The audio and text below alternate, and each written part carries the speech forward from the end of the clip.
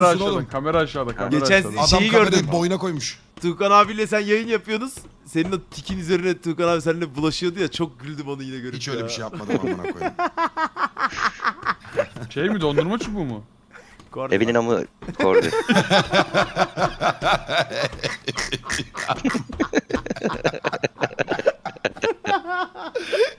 Gıcır gıcır. Tamam, susun lan, yavşak yapmayın. Kitlendi bak kitlendi. Bence eskisi kadar sen yine şey olmuyorsun, etkilenmiyorsun ondan ya.